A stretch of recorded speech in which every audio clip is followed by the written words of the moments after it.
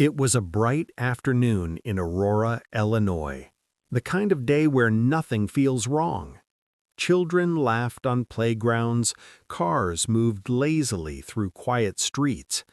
Inside an elementary school, a 6-year-old boy gathered his things, unaware that this moment would be the last time anyone would see him. No screams followed, no alarm was raised, no one noticed the danger. By nightfall, Timothy Pitzen was gone.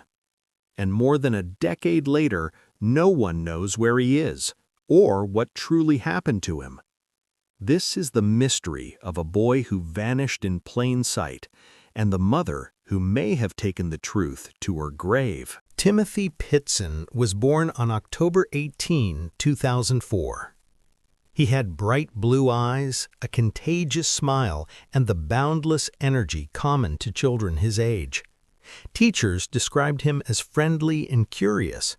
Family members said he loved animals, cartoons, and spending time with his parents. He lived in Aurora, Illinois, with his mother Amy Pitzen and father James Pitzen. From the outside, the family appeared ordinary. But behind closed doors, things were not as stable as they seemed. Amy had a long history of mental health struggles, including depression and emotional instability.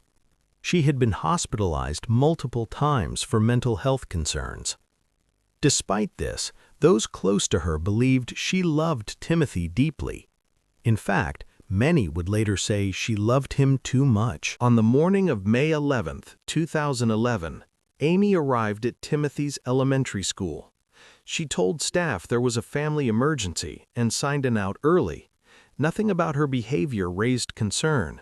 Parents take children out of school all the time. Teachers waved goodbye. And just like that, Timothy walked out the front doors, never to return. What no one knew was that this was not an emergency. It was a plan. After leaving school, Amy drove Timothy to the Brookfield Zoo. Security footage later showed them walking together, smiling, holding hands. They watched animals. They laughed. They looked like a happy mother and son enjoying a spontaneous day out.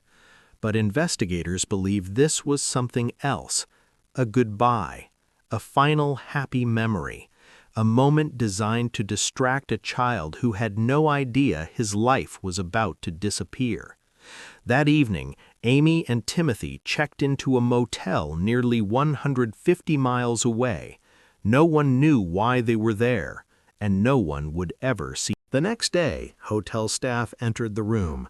Inside, they found Amy Pitzen dead from an apparent suicide. But what shocked investigators wasn't just her death. It was what she left behind, a handwritten note. In it, Amy claimed that Timothy was safe, that he was with people who would care for him, and that he would never be found. She did not name anyone. She did not explain where he was. She simply disappeared from the story, leaving behind a mystery that would haunt a nation. When James Pitzen learned of his wife's death, his only question was, "Where is my son?"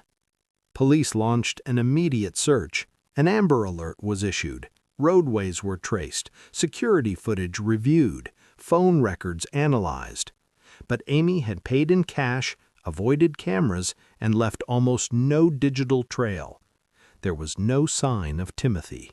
No body, no evidence, only questions. Investigators initially believed Amy must have handed Timothy to someone she trusted, friends, religious groups, an underground community, but no one came forward.